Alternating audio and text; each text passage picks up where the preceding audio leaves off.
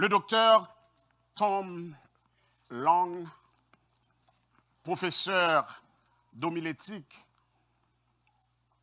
à Kendall School of Theology, raconte une histoire émouvante d'une conversation qu'il a eue avec un homme dans un avion.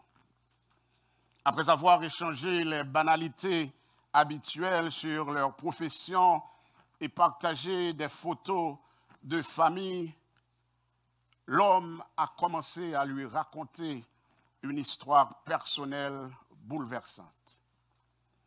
Cet homme et sa femme étaient les parents d'un fils de 30 ans qui, adolescent, avait été victime d'un accident de voiture.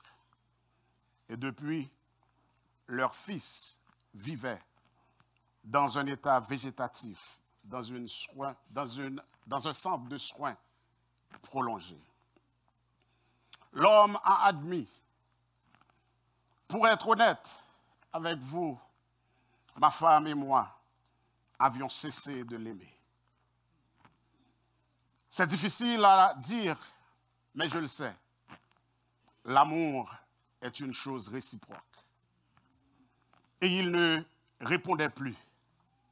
Nous continuons à lui rendre visite, à prendre soin de lui, mais nous ne l'aimions plus vraiment.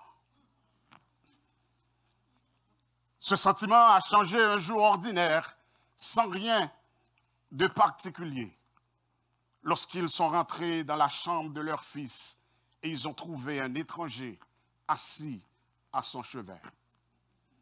Cet homme portait un col clérical, suggérant qu'il était un prêtre ou pasteur.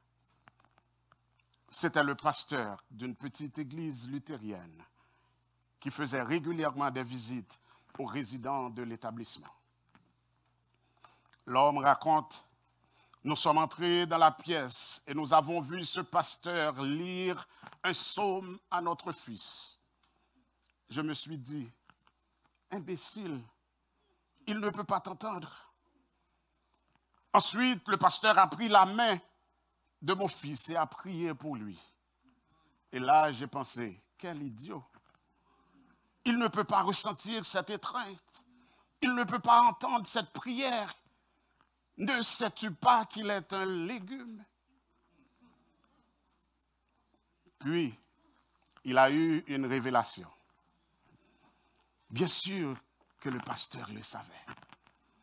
Mais il voyait mon fils déjà dans la gloire de Dieu, déjà guéri et digne de l'amour du Christ.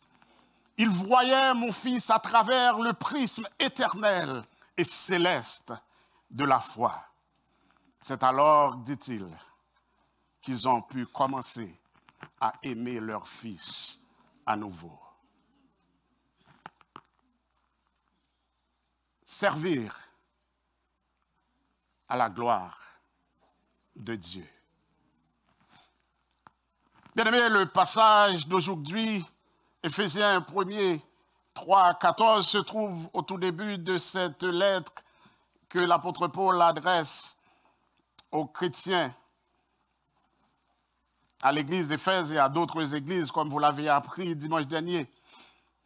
Après les salutations initiales de Paul, il offre une prière ou une bénédiction assez longue pour tout ce que Dieu a fait pour nous. Cette bénédiction commence au verset 3 et ne se termine qu'au verset 14. Paul semble s'étendre dans ce passage comme s'il ne pouvait jamais en dire assez pour louer, bénir et remercier Dieu. Oui, c'est ce que l'apôtre Paul a fait au début de cette lettre.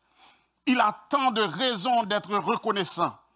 Alors il bénit Dieu, il le remercie, le loue et s'étendre encore et encore à ce sujet. Mais pourquoi exactement s'étend-il autant? Pourquoi précisément est-il reconnaissant? Eh bien, la toute première phrase de ce passage nous donne un bon indice. Si vous regardez votre Bible, vous allez voir que c'est une seule phrase. Une seule phrase. Béni soit le Dieu, le Père de notre Seigneur Jésus-Christ, qui nous a bénis de toutes sortes de bénédictions spirituelles dans les lieux célestes en Christ. En lui, Dieu nous a élus avant la fondation du monde pour que nous soyons saints et irrépréhensibles devant lui. Bien, l'idée de bénir Dieu signifie lui rendre la louange et gloire, car il est digne de toute louange. Mais cela peut parfois être difficile, n'est-ce pas? Nous sommes souvent tellement occupés et distraits à essayer de traverser une nouvelle journée que nous ne remarquons pas et ne remercions pas Dieu pour tout ce qui est bon dans nos vies. Nous ne voyons pas les petits détails. Pourtant, bien aimé, nous sommes créés et appelés à louer Dieu. Mais quelles sont les raisons pour lesquelles nous devons louer Dieu? Dieu nous a bénis et nous le bénissons en retour. Nous l'aimons parce qu'il nous a aimés le premier, nous dit Jean dans 1 Jean 4, 19. Il initie cette relation et nous ne faisons que répondre. Dans ce premier verset, l'apôtre Paul répond, bien aimé, à 3 questions. La première question est: comment Dieu nous a-t-il bénis? L'apôtre Paul déclare que Dieu nous a bénis en Christ. Il s'agit, bien aimé, de langage d'alliance qui peut ne pas être évident dans notre culture autrement individualisée. Chaque personne naît dans la famille d'Adam. Adam était le chef de notre famille, mais à cause de son péché, nous naissons tous dans le péché. Nous sommes adoptés, bien-aimés, à présent dans la famille de Dieu par Jésus-Christ. En Jésus-Christ. Romains 8, 15. Jésus est maintenant notre chef et nous sommes rendus saints en lui. Toutes les bénédictions qui appartiennent à Jésus sont désormais les nôtres. À cause de lui. Ces bénédictions sont assurées par ce qu'il a accompli pour nous et non par nos propres efforts. Nous n'avons rien fait pour recevoir ces bénédictions. En lui. En lui. Et la deuxième question à laquelle Paul répond, c'est: avec quoi Dieu nous a-t-il bénis? Nous sommes bénis avec toutes les bénédictions spirituelles. Bien-aimés, ce n'est pas seulement une bénédiction. Ce n'est pas seulement quelques bénédictions. Nous sommes bénis de toutes sortes de bénédictions spirituelles. Il faut préciser. Parce que le plus souvent, lorsque nous parlons de bénédiction, nous voyons les voitures. Nous voyons la belle maison. Nous voyons les beaux vêtements. Mais il nous a bénis pas avec les bénédictions matérielles, pas avec les bénédictions physiques, mais toutes les bénédictions spirituelles.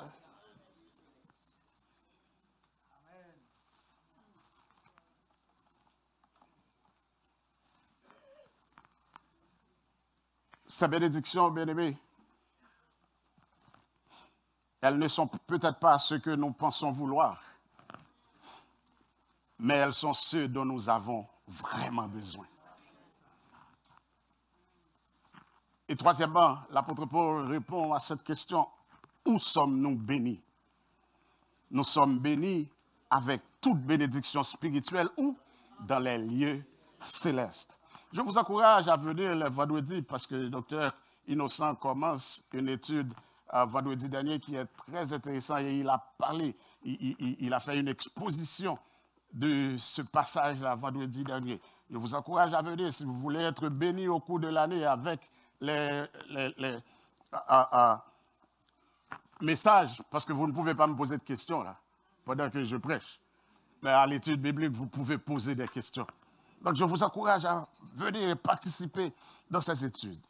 Nous sommes bénis avec toute bénédiction spirituelle dans les lieux céleste. L'apôtre Paul utilise cette expression plusieurs fois dans l'épître aux Éphésiens. Dans Éphésiens 1er, verset 20, nous apprenons que c'est là que Christ est maintenant assis à la droite de Dieu. Christ est assis à la droite de Dieu dans les lieux célestes. Dans Éphésiens 2, 6, Paul affirme que nous aussi, nous avons été assis avec Christ en ces lieux célestes. Béni soit, bien que ce ne soit pas une expérience physique. Physiquement, nous ne sommes pas assis encore. Cela illustre notre position dans la famille éternelle de Dieu. Et enfin, dans Éphésiens 6, verset 12, l'apôtre Paul explique qu'un combat spirituel se déroule également dans les lieux célestes, bien que l'issue soit déjà assurée. Nous savons que la bataille est gagnée, mais il y a une bataille dans les lieux célestes. Bien-aimés, ces vérités nous rappellent que nos bénédictions sont enracinées dans notre union avec Christ, qu'elles répondent à nos besoins les plus profonds et qu'elles trouvent leur pleine expression dans la sphère céleste où règne Dieu. Dieu nous a choisis, destinés à l'adoption, rachetés, pardonnés. L'apôtre Paul bénit Dieu parce que Dieu nous a choisis en Christ avant la fondation du monde. C'est là que commence cette lettre. Et c'est un point de départ vraiment important. Il commence par remercier Dieu de nous avoir choisis. Or, bien aimé, il faut vous rappeler que l'apôtre Paul était à l'origine un pharisien, un chef juif, un fier membre du peuple élu de Dieu, hébreu, né d'hébreu, comme il le décrit dans Philippiens 3, le verset 4, 6. Toute sa vie, il a vécu, il a cru qu'il était choisi par Dieu, parce qu'il était hébreu. Et tout aussi important que d'autres ne l'étaient pas. Mais ensuite, Paul a vécu une conversion dramatique sur la route de Damas et a compris à ce moment-là que Jésus avait initié quelque chose de radicalement nouveau. Le peuple élu de Dieu n'était plus les Juifs, mais désormais toute personne qui croyait en Jésus-Christ. Le peuple de Dieu, c'est vous et moi. Nous sommes tous élus. Et ceci dès la fondation, avant même la fondation du monde. Et c'était ce qu'il dit au début de cette lettre aux Éphésiens. Nous avons tous été choisis en Christ. Et cela nous rend tous égaux. Égaux. Il n'y a plus ni juif, ni grec. Comme Paul le dit ailleurs dans Galates 3, versets 28 et 29. Il n'y a plus ni homme, ni femme. Pourquoi? Parce que nous sommes tous un en Jésus-Christ. Bien-aimés, c'est cette grande vérité qui a transformé la vie de l'apôtre Paul et que l'on retrouve dans toutes ses lettres. Nous sommes tous un parce que nous avons été choisis par Dieu en Christ. Nous avons été choisis, nous avons été adoptés, nous avons été rachetés, pardonnés, comme Paul le décrit dans ce passage. Et tout cela sont les richesses de la gloire de Dieu qu'il a généreusement répandues sur nous. Peu importe qui vous êtes, peu importe ce que vous avez fait ou n'avez pas fait, où vous vivez, peu importe votre richesse ou votre statut, peu importe votre nationalité, vous avez été adopté, vous avez été racheté, vous avez été pardonné par le Créateur de l'univers. Des fois, je pense en tant qu'Haïtien, et je me suis dit, si l'évangile était quelque chose qu'on pouvait acheter, nous pas obligé de même chez nous, vous savez qu'il y a 5 familles qui contrôlent la richesse du pays en Haïti. Donc ces 5 familles vont vous donner, allaient rien nous donner, parce qu'ils ont toute la richesse du pays. Donc ils allaient prendre l'évangile pour eux-mêmes. Et ces 5 familles, nous savons qu'ils ne sont pas haïtiens vraiment. Donc ce sont des étrangers. Donc, voir les Américains, voir les Français, voir les Canadiens, voir...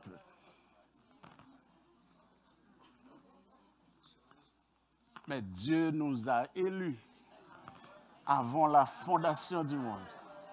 Nous, les Haïtiens, nous pouvons être sauvés. Nous sommes sauvés, nous sommes rachetés, nous sommes pardonnés en Jésus-Christ. Alléluia. Bien-aimé, Jésus vous connaissait, Dieu vous connaissait avant même votre naissance. Vous a formé dans le sein maternel. Vous a appelé, vous a nommé, il vous a choisi. Quelle chose incroyable à méditer. Pas étonnant que Paul s'étend longuement sur ce sujet. Il dit, moi, Paul, il m'a choisi. Il a fait tout cela pour moi. Mais réfléchissons un peu, bien-aimés, à ce que l'apôtre Paul entend par là. Car cela est essentiel pour comprendre cette lettre. Et parce que l'apôtre Paul a une idée très précise en tête.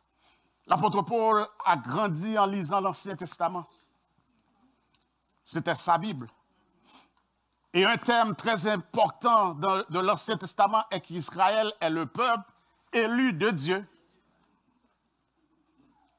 Cela commence avec Abraham, que Dieu a choisi pour être le père de nombreuses nations, et par qui toutes les nations seront bénies. Abraham a été choisi, béni, afin d'être une bénédiction pour les autres. Et ce thème se poursuit lorsque les descendants d'Abraham sont délivrés d'Égypte. Par exemple, dans Deutéronome 7, il est dit au peuple de Dieu, car tu es un peuple saint pour l'Éternel, ton Dieu. L'Éternel, ton Dieu, t'a choisi parmi toutes les nations de la terre pour être son peuple, son bien précieux. Donc les Israélites étaient le peuple élu de Dieu. Et ils ont été choisis dans un but précis, être une lumière pour les nations et bénir toutes les autres nations de la terre. Bien-aimés, parfois nous pensons que le fait d'être choisi signifie simplement que nous avons un billet en première classe pour le ciel et que nous passons devant tous les autres personnes. Plus souvent, je suppose, nous nous inquiétons pour ceux que Dieu n'a pas choisis. Dieu pourrait-il vraiment les envoyer en enfer simplement parce qu'ils n'ont jamais entendu parler de Jésus? Mais ce n'est pas tout ce dont Paul parle ici. L'apôtre Paul nous dit simplement que nous sommes le nouvel Israël. Nous avons été choisis par Dieu pour bénir le monde. Est-ce que vous entendez? Vous avez été choisis par Dieu pour faire quoi? Pour bénir le monde. L'Église, tous ceux qui suivent Jésus, vous et moi, nous avons été choisis pour être une lumière pour les nations. Nous sommes maintenant le peuple élu, choisi pour accomplir l'œuvre de Dieu sur cette terre. Pour prendre soin des pauvres et des malades, pour nourrir les affamés, apporter de l'espoir à ceux qui n'en ont pas, et faire tout cela au nom de Jésus et pour la gloire de Dieu. Voilà pourquoi nous avons été choisis, bien-aimés. Oui, comme l'apôtre Paul le dit dans ce passage, nous avons été choisis par Dieu afin que nous vivions pour célébrer sa gloire. Notre objectif principal, en d'autres termes, notre but ultime de la vie est de glorifier Dieu. De tout notre cœur, de toute notre âme, de tout notre esprit et de toute notre force. Vivre la louange de la gloire de Dieu en aimant Dieu et en aimant notre prochain. Voilà pourquoi nous avons été choisis. Pas pour venir faire belle l'église. Vous avez été choisis pour aimer Dieu et pour aimer votre prochain. Et quel est ce but? Mais tout cela, bien aimé, peut sembler un peu vague. Être choisi pour vivre la louange de la gloire de Dieu. Mais comment? Comment exactement faisons-nous cela? Bien aimé, la plupart d'entre nous n'auront pas une expérience dramatique comme celle de l'apôtre Paul sur les chemins de Damas. Nous ne recevrons pas de vision céleste disant quoi faire de notre vie. Pour la majorité d'entre nous, cela se produit de manière beaucoup plus discrète. Nous découvrons ce pourquoi Dieu nous a choisis simplement en écoutant notre vie, bien-aimés. En y prenant attention. J'aime beaucoup comment l'écrivain chrétien Frédéric Buechner le décrit. Il dit « Dieu nous parle bien plus souvent que nous ne le réalisons ou que nous ne choisissons de le réaliser. » Des fois, Dieu nous parle, nous le réalisons, mais nous ne voulons pas réaliser, nous ne voulons pas écouter. Parce que ça ne va pas avec notre volonté. Avant que le soleil ne se couche chaque soir, il s'adresse à chacun de nous d'une manière intensément personnelle et indéniable. Son message n'est pas écrit dans la lumière des étoiles, ce qui à la longue ne ferait aucune différence. Au contraire, il est écrit par chacun de nous dans les événements banals et désordonnés de chaque jour. C'est un message qui, à la longue, pourrait faire toute la différence. Fin de citation. Bien aimé, autrement dit, Dieu nous parle à travers notre vie. Et lorsque nous écoutons notre vie, nous commençons à voir se dérouler le plan de Dieu. Nous sommes tous ici pour une raison. Vous n'êtes pas sur terre pour rien, pour manger, boire et vous habiller. Vous avez une raison pour laquelle vous êtes sur terre.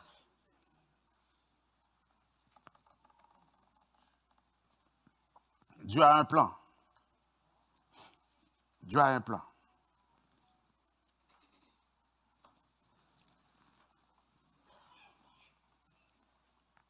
Un plan qui peut être difficile à percevoir parfois. Mais il se révèle à nous simplement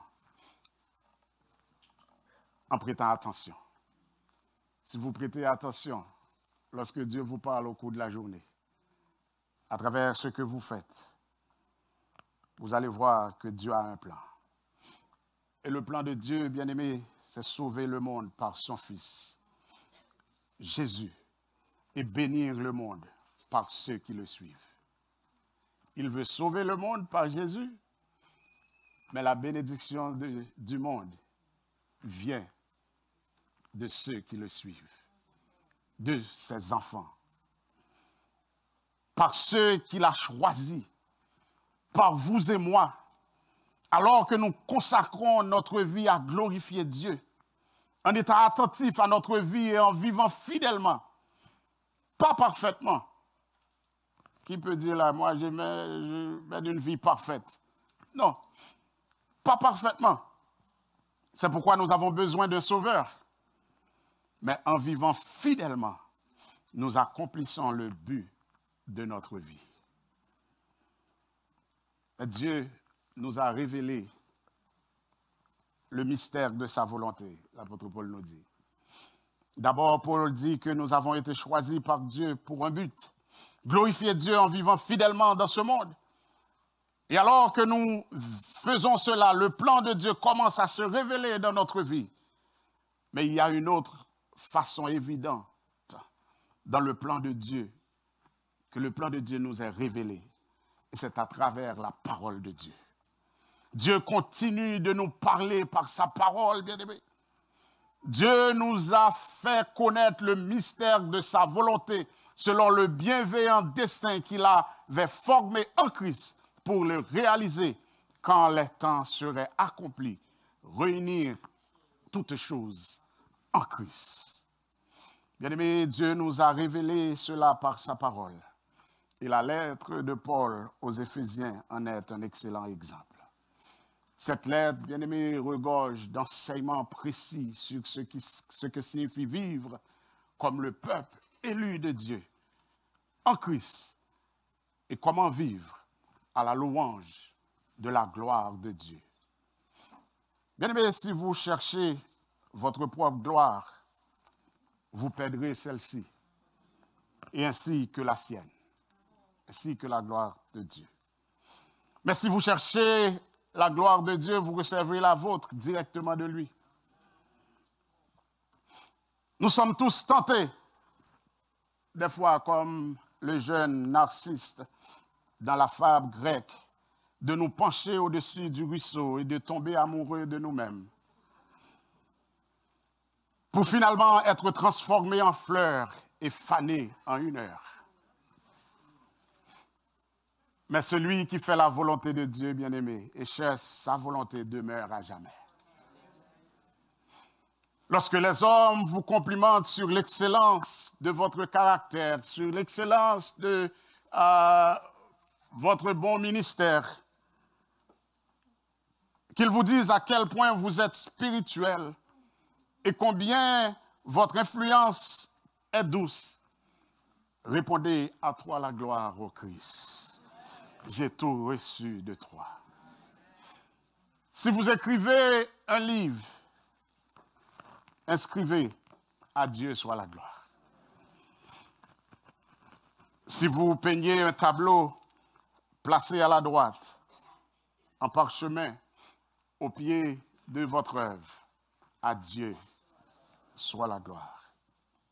Si vous êtes médecin ou chirurgien et que vous rendrez un grand service, ne recevez pas les remerciements sans dire dans votre cœur: à Dieu soit la gloire. Bien, j'aime imaginer ces anges debout devant Dieu, le louant jour et nuit, des anges excellents en force, accomplissant ses commandements, écoutant sa voix. J'aime les imaginer parcourant les royaumes de l'espace, transformant ces lieux en demeures de chants. J'aime les imaginer atteignant les confins lointains où l'éther se brise sur les rochers de l'éternité. Et dans cette contrée éloignée, déclarant: gloire à Dieu au plus haut des cieux. N'est-ce pas là, bien-aimé, la devise que nous voulons adopter? N'est-ce pas quelque chose pour lequel vivre? À toi, Seigneur, soit la gloire. Osez-vous ce midi dire: à toi, Dieu, soit la gloire, l'honneur, la majesté. Ne voulez-vous pas à cet instant précis dire dans votre cœur: Jésus, mon roi, règne sur moi. Prends le contrôle de ma vie. Que tout soit fait pour ta gloire.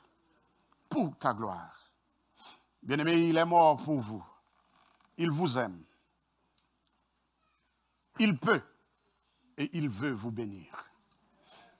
Voulez-vous maintenant lui remettre la couronne de votre vie? Mais d'abord, l'apôtre Paul veut s'assurer que nous comprenons et croyons vraiment que Dieu nous a choisis en Christ. Il ne s'agit pas uniquement des Israélites choisis par Dieu, il s'agit de tous ceux qui placent leur espérance en Christ. Il s'agit, bien-aimés, de vous et moi, choisis en Christ avant la fondation du monde. Il s'agit, bien-aimés, de cette congrégation, l'Église évangélique Philadelphie, choisie en Jésus-Christ avant la fondation du monde. Il s'agit de chaque chrétien. En Christ, nous sommes la possession précieuse de Dieu. Une lumière pour les nations. Choisie en Christ avant la fondation du monde, mais pour un but.